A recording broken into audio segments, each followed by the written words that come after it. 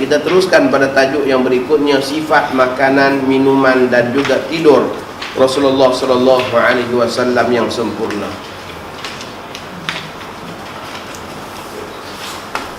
Rasulullah sallallahu alaihi wasallam dan keluarganya pernah hidup dalam keadaan tidak berasap dapurnya, di mana makanan sebagai alas perut baginda sallallahu alaihi wasallam ketika itu sekadar kurma dan air. Ini nak maklumkan kepada kita bahawa ada situasi-situasi tertentu dalam kehidupan pada masyarakat pada ketika itu memang orang tidak cukup bekalan makanan dan sebagainya. Kalaulah para sahabat ridwanullah alaihim ajma'in mempunyai sesuatu, pastilah mereka juga tidak akan biarkan Nabi kita dalam hal keadaan yang sedemikian. Dan ini menunjukkan kepada kita bahawa betapa prihatinnya Rasulullah SAW dengan umat, sehingga kan disebutkan bahawa Nabi kita tidak pernah menyimpan makanan untuk dirinya sendiri untuk besok hari. Apa yang ada Nabi kita kongsikan dengan para sahabat al-mustad'afin, berpuluh-puluh orang yang tinggal di dalam Masjid Nabawi, ahli suffah, yang mana mereka merupakan fuqara'ul masakin, orang fakir lagi miskin, yang merupakan tetamu-tetamu kaum muslimin, sehingga dikenali sebagai duyuful muslimin, tetangga orang-orang Islam, yang mana mereka ini dibantu dengan diberi makan dan sebagainya. Pernah Abu Hurairah radhiyallahu ta'ala anhu menceritakan bagaimana beliau jatuh tersungkur di antara mimbar Rasulullah dan juga bilik Rasulullah SAW, yang ini di dalam ruangan Raudhah, sehingga kan datang seseorang menekan leher Abu Hurairah, kerana orang itu menyangka bahawa Abu Hurairah kena sakit tawan, kena sakit sawan. Tetapi sebenarnya kata Abu Hurairah, wa ma bi junun in huwa illa al-ju'. Aku bukanlah kena tarik sawan, kata Abu Hurairah, tetapi kerana terlalu lapar. Imam Tirmizi meletakkan hadis ini dalam bab kehidupan Rasulullah sallallahu alaihi wasallam, sehingga sesetengah orang yang tidak faham maksud Imam Tirmizi, mereka mengatakan apa kena mengena hadis Abu Hurairah yang jatuh tersungkur dengan kehidupan Rasulullah sallallahu alaihi wasallam, tak ada kena mengena. Maka dijawab oleh para ulama mengatakan bahawa sebenarnya ada kena mengena, iaitu nak menggambarkan bagaimana susahnya situasi hidup pada ketika itu. Kalaulah Rasulullah sallallahu alaihi wasallam mempunyai sesuatu untuk diberikan kepada Abu Hurairah, pasti Nabi kita tidak akan biarkan Abu Hurairah sehingga jatuh tersungkur demikian. Jadi kalau sampai Abu Hurairah jatuh tersungkur kerana beberapa hari tak makan, itu nak menunjukkan kepada kita bahawa Nabi kita juga dalam situasi yang sama. Jadi pernah Abu Talhah mengadu kelaparan setelah berhari-hari tidak makan, sehinggalah beliau menunjukkan batu yang digantung di perutnya sebanyak 1 atau 2 biji batu. Disebabkan rasa sakit perutnya dan kosongnya perut, maka mereka ikat batu yang berat di perut mereka supaya perut tadi tidak masuk angin dan juga tidak rasa terlalu keroncong. Tujuannya ialah untuk menahan lapar. Tiba-tiba baginda menunjukkan kepada Abu Talhah di perut baginda diikat 3 atau 4 biji batu, kerana tidak makan berhari-hari. Ini hal keadaan. Dan ini juga tersebut dalam riwayat berkenaan dengan persiapan ketika mana peperangan Khandaq. Waktu itu waktu musim sejuk, makanan juga kurang, sehingga mereka para sahabat mengikat batu di perut mereka.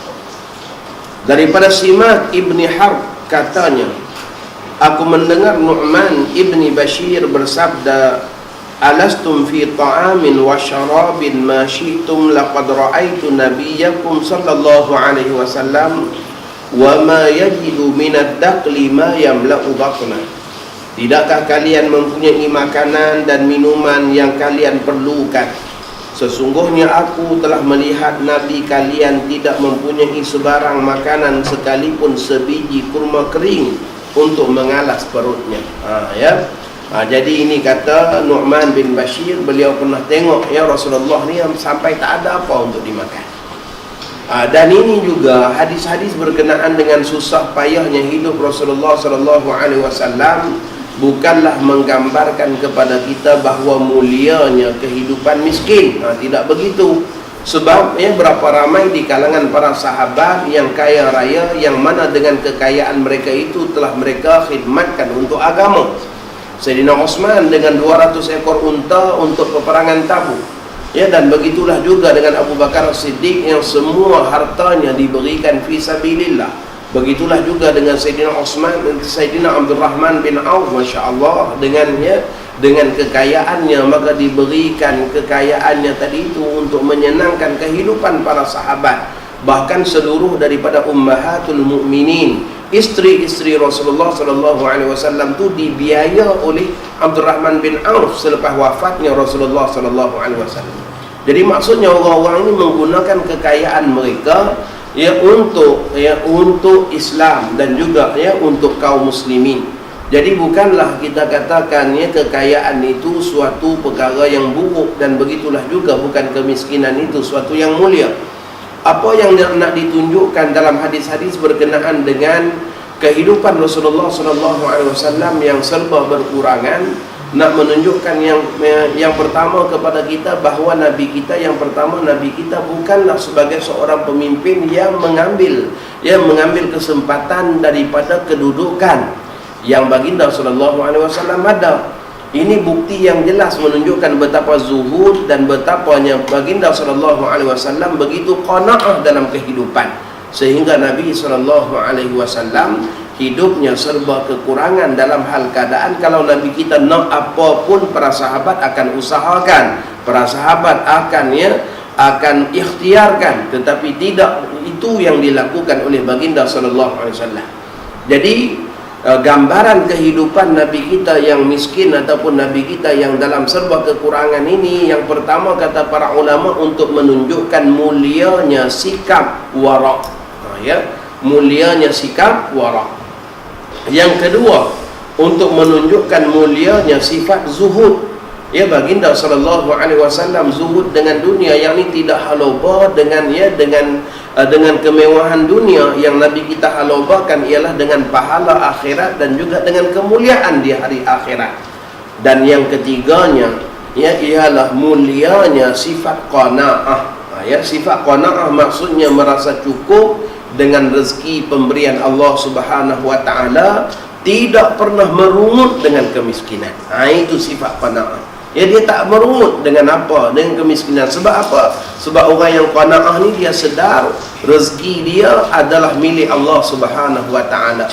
Dalam Al-Quran Allah Subhanahu wa taala berfirman, wa fis samai rizqukum, di langit rezeki kalian. Maksudnya dah pun termaktub di Lauh Mahfuz kadar rezeki tiap-tiap orang daripada kita. Maka orang yang sifat qanaah ni dia yakin dengan janji rezeki Allah Subhanahu wa taala. Dia tidak cemburu bila melihat orang lain dapat rezeki lebih daripada dia. Bagaimana dia nak cemburu? Sebab apa? Dia sedar rezeki itu juga adalah anugerah Allah kepada orang tersebut. Mencemburui orang tersebut bererti cemburu dengan anugerah Allah. Benci kepada kejayaan yang didapati oleh seseorang juga bermaksud kita benci dengan anugerah Allah. Apakah boleh kita bersikap demikian? Jadi orang-orang yang sifat qanaah ni, dia sentiasa begitu. Maksudnya dia redha dengan rezeki milik Allah Subhanahu wa taala, dan dia tidak merungut dengan kehidupannya, tidak cemburu dengan orang lain. Maka kata para ulama, gambaran hidupnya Rasulullah yang dalam serba kekurangan tadi itu bukanlah nak gambarkan miskin itu mulia, tetapi mulianya sifat qanaah. Itulah yang dikatakan oleh Al-Imam An-Nawawi rahimahullahu ta'ala anhu dalam memperjelaskan hadis-hadis berkenaan dengan gambaran kehidupan Rasulullah sallallahu alaihi wasallam. Seorang yang tidak pernah ambil peluang kepada orang lain walaupun kedudukan dan kemuliaannya sangat tinggi. Seorang yang sangat zuhud dalam kehidupan dunianya kerana lebih pentingkan ganjaran akhirat. Seorang yang sangat wara', iaitu menjaga dirinya daripada terjebak dengan noda dan dosa. Yang berikutnya seorang yang sangat qanaah. Kata Imam Asy-Syafi'i rahimahullahu ta'ala anhu, sekiranya kamu ada sifat qanaah, maka pada ketika itu hidupmu sama sahaja seperti paduka raja. Macam mana raja-raja kehidupan mereka merasakan tidak lagi perlu dan berhajat kepada sesuatu, semuanya tercapai dan terpenuhi, maka begitulah juga orang yang ada sifat qanaah. Dia rasa cukup dengan apa yang ada. Ya, dia tidak akan cemburu dengan orang lain, dia tidak akan dengki dengan orang lain, dia tidak akan rasa kekurangan daripada orang lain. Hadis yang berikutnya daripada Sayyidina Anas bin Malik radhiyallahu taala anhu, anna Nabiy sallallahu alaihi wasallam lam yajtami' indahu ghada'un wala 'asha'un min khubzin wa lahmin illa 'ala dhifafin. Sesungguhnya Nabi sallallahu alaihi wasallam tidak terhimpun roti dan daging di rumah, sama ada untuk makan tengah hari atau makan malam, melainkan untuk hidangan buat para tetamu. Maksudnya Nabi SAW ni tak pernah ada lam yajtami' ghada wala asya. Maksudnya ya, makan tengah hari ada, makan malam pun ada, tak ada macam tu. Kalau kadang-kadang ada makan tengah hari, malam dah tak ada makan. Sebab apa? Sebab sifat Rasulullah, baki daripada makannya Rasulullah tadi tu Nabi kita hantar kepada ahlu sufah. Ya, Nabi contohnya ada makan tengah hari, Nabi kita makan tengah hari dengan keluarga, lebihan daripada makan tengah hari dengan keluarga tadi hantar kepada para sahabat duyufur rahman, para sahabat duyuful muslimin. Dan begitu juga antara kebiasaannya Rasulullah juga ialah bila Nabi kita selesai makan, baki daripada makanan Rasulullah tadi Nabi kita hantar kepada keluarga Abu Ayyub Al-Ansari. Jadi kebiasaannya bila kalau lebihan makan dah dihantar, malam makan apa lagi? Ya, jadi tak pernah terkumpul dua makan dalam sehari kepada Rasulullah SAW illa ala dhifafin, kecuali apabila ada tetangga dan tetamu yang mana hidangan-hidangan makanannya ya banyak, ataupun ya Nabi kita makan banyak ketika mana ada tetamu. Pernah Rasulullah sallallahu alaihi wasallam menceritakan kepada Jibril sewaktu di Bukit Safa bahawa baginda sallallahu alaihi wasallam dan keluarganya tidak memiliki walaupun segenggam tepung atau gandum. Allah mengetahui tentang bicara ini, maka diperintahkan agar kiamat berlaku. Namun Rasulullah sallallahu alaihi wasallam merayu agar ditangguhkan. Maka Allah mengutuskan Israfil. Lalu Israfil bertemu baginda sallallahu alaihi wasallam dan menawarkan sama ada baginda ingin kunci kekayaan dunia ataupun menjadi nabi yang miskin. Maka Rasulullah sallallahu alaihi wasallam memilih untuk menjadi nabi yang miskin. Ya. Ini ada dalam riwayat-riwayat yang lain juga berkenaan dengan Nabi kita ditawarkan perbendaharaan, ya, perbendaharaan kekayaan dunia. Namun baginda sallallahu alaihi wasallam menolaknya. Ini sebagaimana yang disebutkan juga oleh Imam Izzuddin Abdul Aziz bin Abdul Salam As-Sulami Ad-Dimashqi Al-Masri dalam kitabnya Bidayatus Sul fi Tafdhilir Rasul.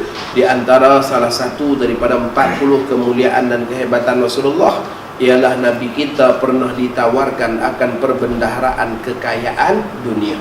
Ya, tak ada mana-mana Nabi dan Rasul yang ditawarkan sedemikian, dan Nabi kita pilih untuk menjadi seorang yang zuhud, seorang yang qanaah, seorang yang berpada dengan rezeki pemberian Allah Subhanahu wa taala. Anna Rasulullah sallallahu alaihi wasallam kana la yaddakhiru syai'an li ghadin wa idza yataghadda lam yatta'ish wa idza ta'ashsha lam yataghadda. Rasulullah sallallahu alaihi wasallam tidak pernah menyimpan makanan untuk bekalan esoknya. Seandainya baginda telah makan tengah hari, baginda tidak lagi makan malam. Dan seandainya sudah makan malam, baginda tidak lagi makan tengah hari. Maksudnya tak ada dah makanan untuk makan tengah hari. Ini maksud hadis daripada hadis yang pertama tadi, lam yajtami' indahu ghada wala asya. Ya, tak berkumpul makan malam dan juga makan siang. Ya.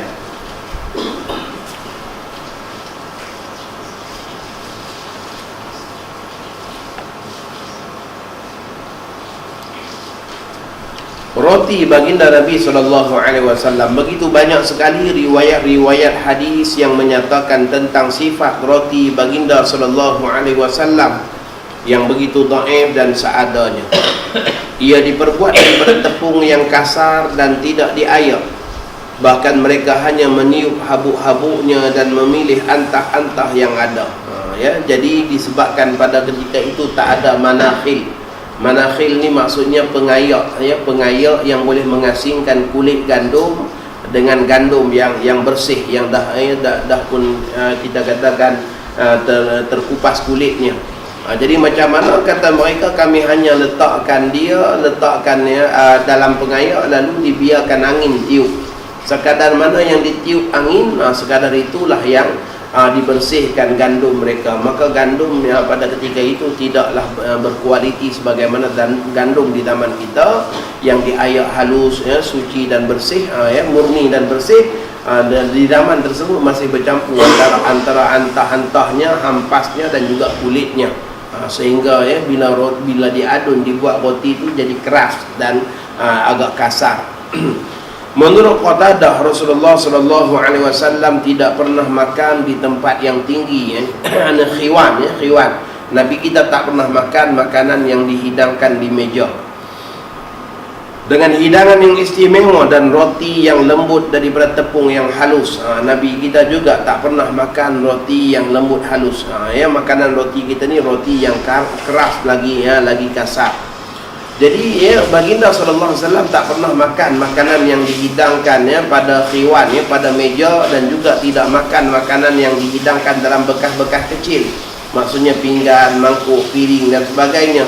Mereka makannya sama ada wa'imah, hidangan mereka itu dalam talam. Itulah hidangan yang dimakan oleh Rasulullah SAW. Namun di zaman Sayyidina Umar Al-Khattab radhiyallahu ta'ala anhu, apabila satu daerah demi satu daerah yang dikuasai oleh orang-orang Rom, ya, mula ya memeluk Islam, ya, di zaman Sayyidina Umar Al-Khattab, ya, sekitar tahun 19 Hijrah, maka pada ketika itu mulalah, ya, kaum muslimin ini tengok macam mana daerah-daerah yang dikuasai oleh orang-orang Rom ni, kebanyakannya daerah-daerah di Syam, yang mana telah menjadi budaya dan kebiasaan masyarakat di sana makan makanan yang dihidangkan di meja, makanan yang dihidangkan di dalam piring dan sebagainya. Sehinggalah ketika mana ziarahnya Sayyidina Umar ke Syam, ya, bila dihidangkan makanan, ya, sedemikian, Sayyidina Umar pun makan juga bersama dengan masyarakat tempatan. Maka ini, ya, menunjukkan kepada kita bahawa ia merupakan perkara yang diharuskan, ya, makan makanan yang terhidang di meja, dan begitulah juga pada dalam bekas-bekas kecil, dalam piring, mangkuk, pinggan dan sebagainya. Daripada Sayyidah Aisyah radhiyallahu taala anha berkata, "Ma syabi'a alu Muhammadin min khubdhi asy-sya'ir yawmain mutatabi'ain hatta qubida Rasulullah sallallahu alaihi wasallam." Maksudnya, keluarga Nabi Muhammad sallallahu alaihi wasallam tidak pernah merasa kenyang selama 2 hari berturut-turut dengan memakan roti dari tepung gandum yang kasar, sehinggalah dicabut nyawa Rasulullah sallallahu alaihi wasallam. Maksudnya sampai Nabi kita wafat, keluarga Rasulullah ni sehari makan, sehari tak makan. Begitu hal keadaan mereka, ya. Rasulullah sallallahu alaihi wasallam pernah menasihatkan agar mengambil makanan dengan seimbang. Mestilah sepertiga untuk makanan, sepertiga untuk minuman, dan sepertiga untuk pernafasan. Ni waktu makan, maksudnya tidak boleh makan sampai terlalu kenyang. Mesti bahagikan, ya, perut kita tadi tu, ya, sepertiga untuk makanan, sepertiga untuk minuman, dan sepertiga lagi baki untuk bernafas. Jangan makan sampai kalau buka puasa tu sampai ke sini, ya, sampai ke sini lah, ya. Bila pergi semayang tarawih, rokok sujud keluar cendol ke hidung. Sebab apa? Penuh sangat dah, ya, sebab terlalu penuh, ya, tak ada ruang dah, ya, sampai terkeluar balik. Baik, gaya makan Rasulullah sallallahu alaihi wasallam. Ka'ab bin Ujrah radhiyallahu ta'ala anhu menyatakan bahawa cara dan gaya Rasulullah sallallahu alaihi wasallam makan ialah menggunakan 3 jarinya, iaitu ibu jari, ya, jari telunjuk dan juga jari tengah. Ini sesuai dengan makanan orang Arab. Ya, orang Arab makan apa? Makan kurma memang ambil 3 jari. Ya, makan roti memang cubit dengan 3 jari. Ya, makan daging juga dicubit dengan 3 jari. Sesuai dengan makanan mereka. Kita makan nasi nak suat 3 jari, tuan-tuan. Ya, pro 2 masuk ke 2 10, ke 3 tak habis makan lagi. Ya. Sebab apa? Duk kait 3 jari. Jadi kena tengok dengan situasi dan juga keadaan, ya. Jadi yang dimakan oleh orang Arab tu sesuai dengan 3 jari. ya, yaitu makan gandum, makan kita katakan roti, makan kurma dan juga ya daging.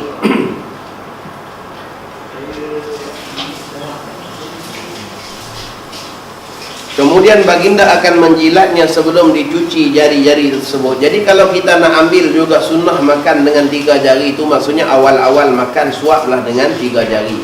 Ya, awal-awal makan ni kita suaplah, ya, ambil nasi suaplah 3 jari, ya, awal-awal makan. Kemudian makan bagaimana biasa. Sebab apa suap 3 jari tadi? Sebab nak ambil juga pahala sunnah tu. Ya, tiru cara buat Rasulullah sallallahu alaihi wasallam. Ya, dan Nabi kita sallallahu alaihi wasallam menjilat jari jemari, ya, yang 3 tadi bila selesai makan. Kenapa Nabi kita menjilat jari jemari? Kata para ulama, sebab Nabi kita ni seorang yang yu'azzimun ni'mah wa indaqat. Baginda sallallahu alaihi wasallam adalah seorang yang sangat mengagungkan nikmat, yakni rezeki-rezeki Allah, walaupun rezeki itu sedikit. Walaupun yang ada hanyalah sisa-sisa makanan di jari saja, itu juga nikmat daripada Allah. Maka Nabi kita tidak biarkan nikmat tadi itu tersisa, terbuang dengan dibasuh tangan saja, ya, tanpa Nabi kita menjilat ataupun mengambil semua kesan makanan yang ada di jari jemari tadi. Ya, dan kajian yang dibuatkan oleh para pengkaji menunjukkan betapa bermanfaatnya jilatan pada jari tadi, kerana jari kita merembeskan sejenis enzim yang menyebabkan mudah cernaan, ya, makanan yang kita makan, mudah dihadam. Ya, itu di antara hikmah yang dikaji. Tapi sifat Nabi kita ni orang yang yu'azzimun ni'mah, orang yang sangat memuliakan nikmat Allah, wa indaqat, walaupun dia sekecil nikmat. Jadi sebab itulah tak dibiarkan sisa-sisa makanan di jari jemari, sebab itu juga nikmat daripada Allah Subhanahu wa ta'ala. Ya, dan dalam hadis yang lain Nabi kita katakan, kalian tidak mengetahui daripada makanan yang mana yang ada keberkatan yang dijanjikan Allah. Innakum la tadruna. Kalau ahli-ahli Al-Quran, maksudnya guru-guru Al-Quran, mereka katakan lidah dia tadi nanti jadi keras, susah nak, ya, susah dalam sebutan-sebutan Al-Quran, ya. Cuba tengok pada kebanyakan masyarakat Jepun dan Cina, ya, bila dia peluk Islam nak baca Quran, berat sungguh. Lidah dia jadi pelat, ya, dan juga keras lidah dia disebabkan apa? Kebiasaannya, budaya dia makan memang makan berasapnya. Ya. Rasulullah SAW sama sekali tidak akan memakan makanan yang masih panas, maksudnya sampai berasap, suam-suam itu tak apa lah. Baginda bersabda, makanan yang panas tidak mempunyai keberkatan, maka sejukkanlah kerana Allah tidak memberi kita makan api. Ya.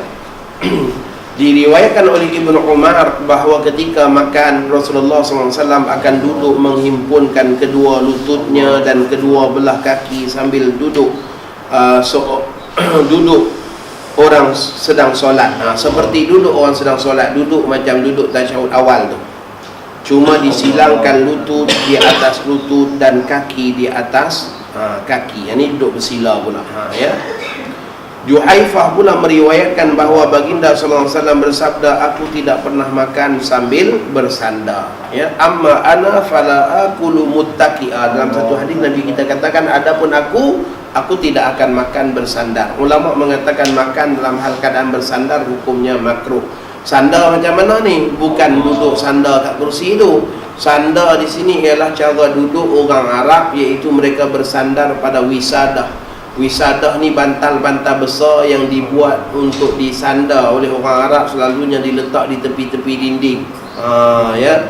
Selalu, ya, kalau kita pergi restoran Arab tu, adalah dia sediakan tempat-tempat duduk ala-ala Arab ni. Ya. Makan dalam hal keadaan sedang bersandar tu hukumnya makruh. Ya, makan dalam keadaan bersandar hukumnya makruh. Kebiasaannya bersandar ni, Nabi kita bersandar dengan menungkatkan tangan kiri dan bersandar pada bantal. Ya, ini kebiasaan duduknya Rasulullah. Tapi kalau makan, Nabi kita tak makan dalam hal keadaan bersandar.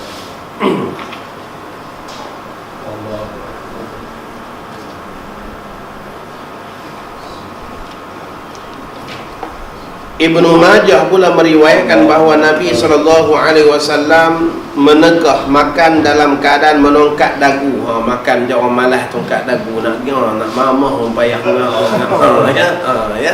makan sambil menongkat dagu.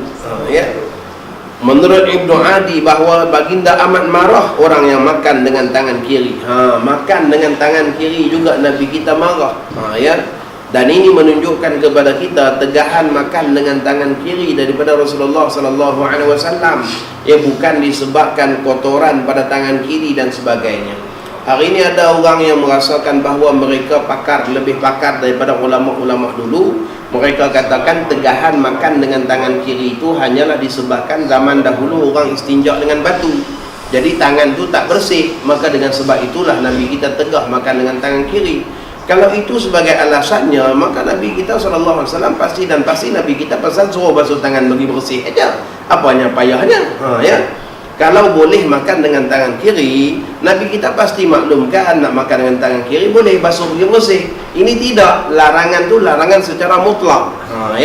Larangan tadi larangan secara mutlak. Sama juga hari ini ada orang yang lebih pandai daripada ulama-ulama dulu, merasakan bahawa mereka katakan tegahan wanita haid masuk dan duduk dalam masjid hanyalah disebabkan tegahannya kerana bimbang kalau bocor, menyebabkan kotor masjid. Kita katakan kalau itulah alasannya kenapa wanita yang mengalami istihadah yang juga darahnya menitis-nitis Nabi kita benarkan masuk masjid. Jadi kalaulah alasannya hanyalah bimbang mengotori masjid, sudah semestinya wanita yang mengalami darah istihadah juga takkan dibenarkan oleh Rasulullah. Ini tidak, wanita yang mengalami istihadah Ummu Qais dan ramai lagi yang mengalami istihadah zaman Rasulullah, Nabi kita benarkan masuk ke masjid. Sedangkan wanita yang mengalami haid Nabi kita tak benarkan masuk. Jadi jelas di sini tegahan itu bukanlah alasan kerana bimbang mencemar ataupun mengotorkan masjid. Tegahannya adalah kerana haid itu sendiri yang menjadi tegahan duduk dalam masjid. Haid itu yang menjadi tegahan duduk dalam masjid. Bukan kerana bimbang boleh menyebabkan kotor masjid dan sebagainya. Kalau bimbang kekotoran saja, sudah semestinya wanita yang mengalami istihadah juga ditegah daripada masuk ke masjid. Baik. Di sini juga begitu. Kalaulah maksudnya boleh makan dengan tangan kiri dengan alasan tangan tadi hanya kerana kotor, sebab orang dulu beristinja dengan batu, maka sebab itu Nabi kita tak benarkan makan dengan tangan kiri. Lebih mudah lagi kalau Nabi kita pesan supaya basuh tangan saja.